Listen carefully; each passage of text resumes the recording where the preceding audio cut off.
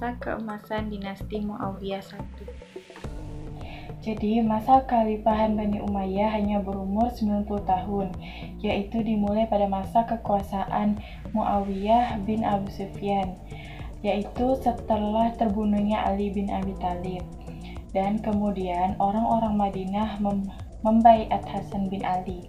Namun, Hasan bin Ali menyerahkan jabatan kekhalifahan ini kepada Muawiyah bin Abu Sufyan dalam rangka mendamaikan kaum muslim yang pada masa itu sedang dilanda bermacam fitnah.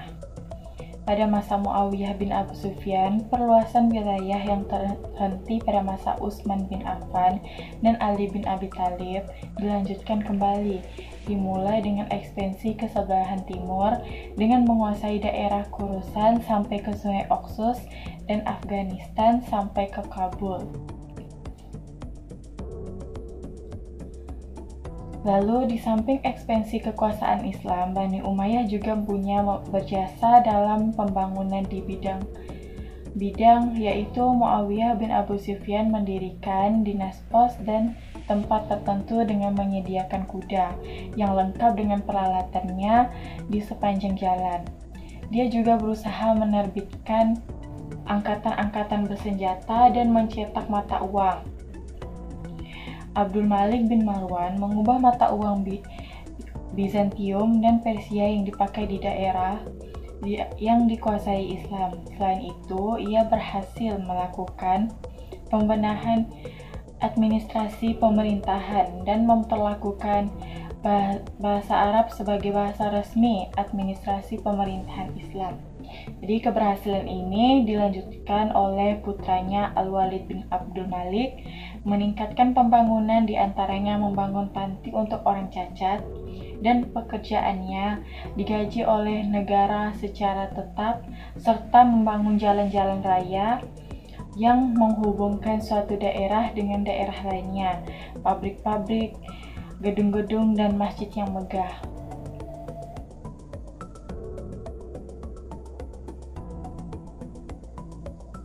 Perkenalkan, saya Rani, saya dari kelompok 8. Di sini saya ingin menyampaikan materi tentang runtuhnya dinasti Muawiyah pertama. Sepeninggalan Umar bin Abdul Aziz, kekuasaan Bani Umayyah dilanjutkan oleh Yazid bin Abdul Malik 720 sampai 724 Masehi. Masyarakat yang sebelumnya hidup dalam ketentraman dan kedamaian pada masanya berubah menjadi kacau. Dengan latar belakang dan kepentingan etnis politis, masyarakat menyatakan konfrontasi pemerintahan Yazid bin Abdul Malik cenderung kemewahan dan kurang memperhatikan kehidupan rakyat, sehingga kerusuhan terus berlanjut hingga masa pemerintahan berikutnya, yaitu Hisham bin Abdul Malik 724 sampai 743 Masehi. Setelah Hisham bin Abdul Malik wafat, kekhalifahan berikutnya tidak hanya lemah, tetapi juga bermuara buruk.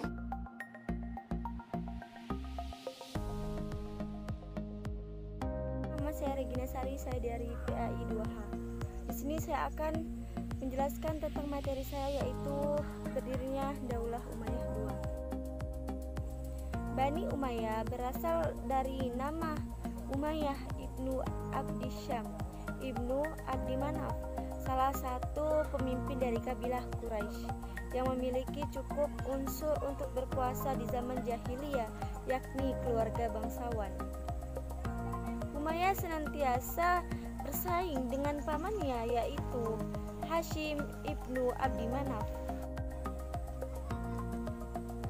Sesudah datang agama Islam, persaingan yang dulunya merebut kehormatan menjadi permusuhan yang lebih nyata.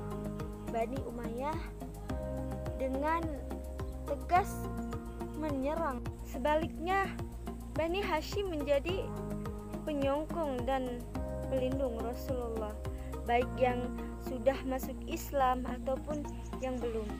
Bani Umayyah baru masuk Islam setelah tidak menemukan jalan lain ketika Nabi Muhammad SAW dengan beribu pasukannya menyerbu masuk ke Mekah. Dengan demikian, Bani Umayyah adalah orang-orang yang terakhir masuk agama Islam pada masa Rasulullah dan salah satu musuh yang paling keras sebelum mereka masuk Islam. Setelah mereka masuk Islam, mereka dengan segera memperlihatkan semangat kepahlawanannya agar orang lupa terhadap sikap dan perlawanannya terhadap Islam sebelum mereka memasukinya. Sehingga setelah masuk Islam, Bani Umayyah banyak berbuat jasa besar terhadap Islam. Memasuki masa kekuasaan Muawiyah yang menjadi awal kekuasaan Bani Umayyah, pemerintahan yang dulunya bersifat demokratis akhirnya berubah menjadi monarki hereditaris, yaitu kerajaan yang turun-temurun. Hal ini dimulai ketika Muawiyah mewajibkan seluruh rakyatnya untuk menyatakan setia kepada anaknya Yazid. Dia tetap menggunakan istilah khalifah, namun memberikan interpretasi baru dari kata-kata itu untuk mengagungkan jabatan tersebut, yakni dengan menyebut khalifah Allah, yaitu penguasa yang dianggap oleh Allah Subhanahu wa taala.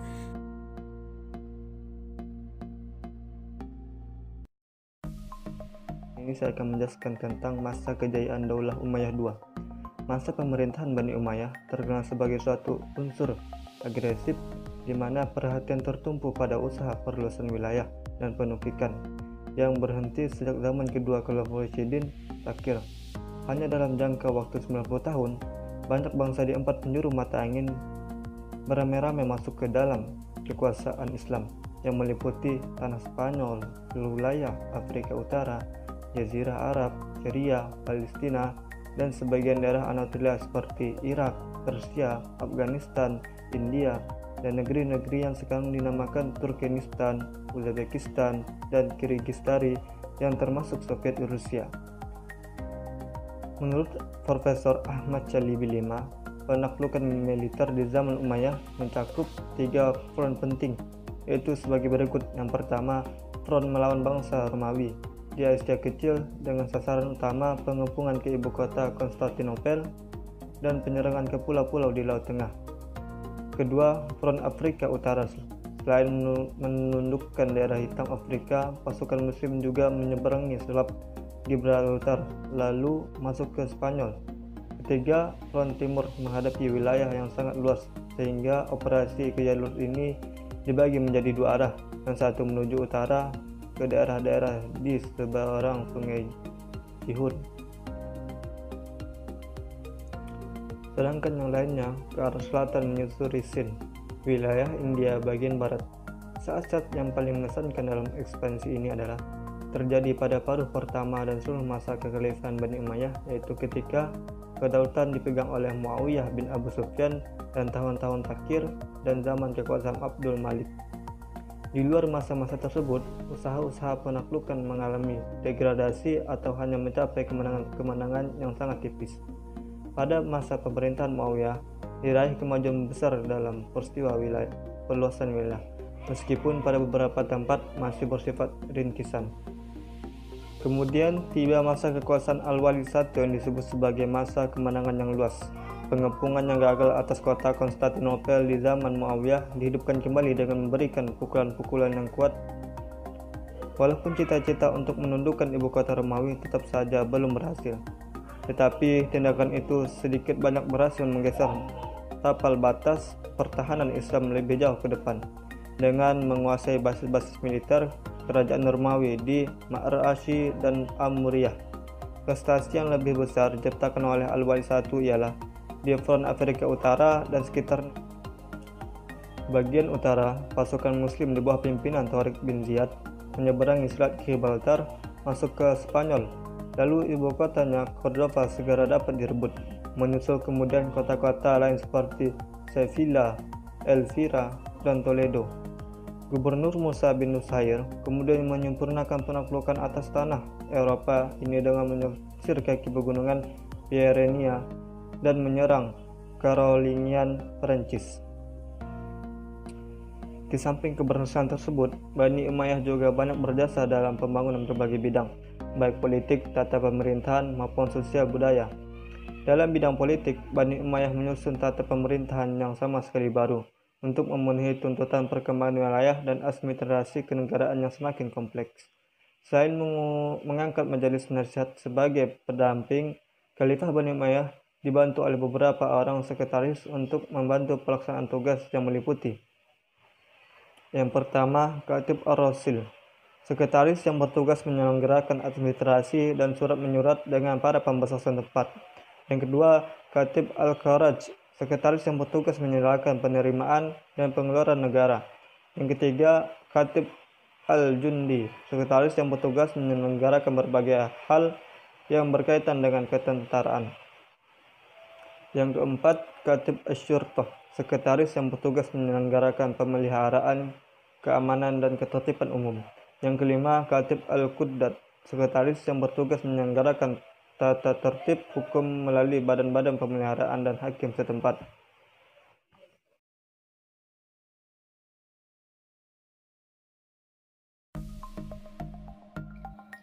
Lalu yang terakhir adanya runtuhnya Daulah Umayyah II.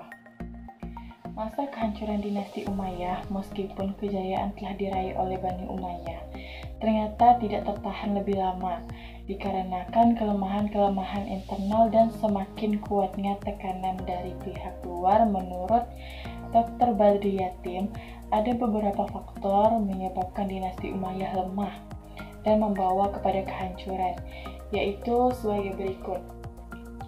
Jadi yang pertama, sistem pergantian khalifah melalui garis keturunan adalah sesuatu yang baru bagi tradisi Arab, yang lebih menentukan aspek senioritas, pengaturannya tidak jelas. Ketidakjelasan sistem pergantian khalifah ini menyebabkan terjadinya persaingan yang tidak sehat di lingkungan anggota keluarga istana.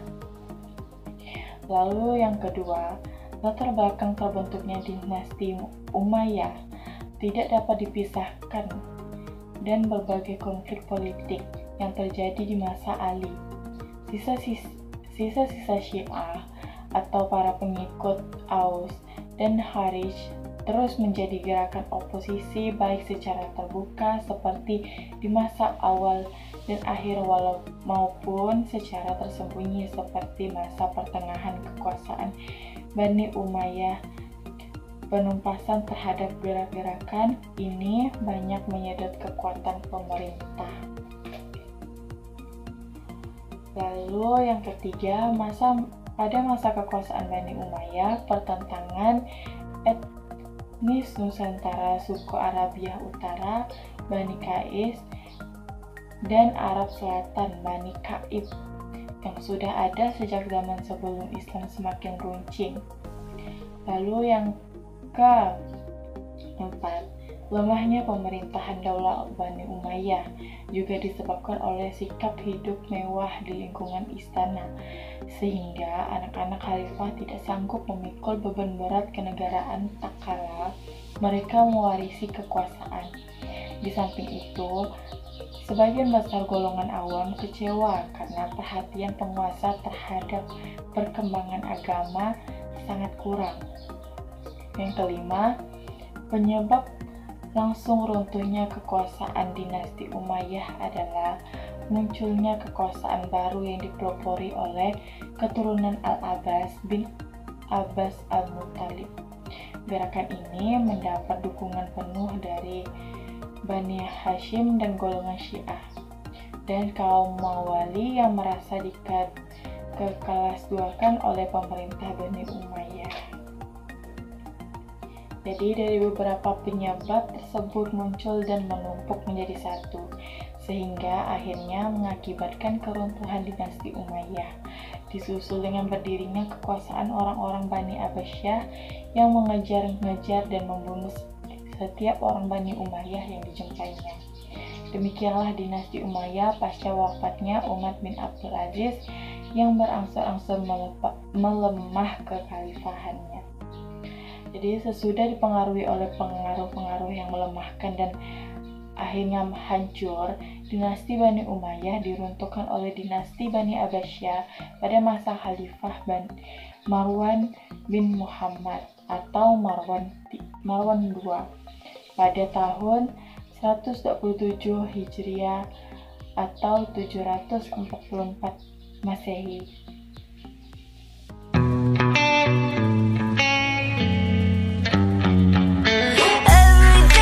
So messed up here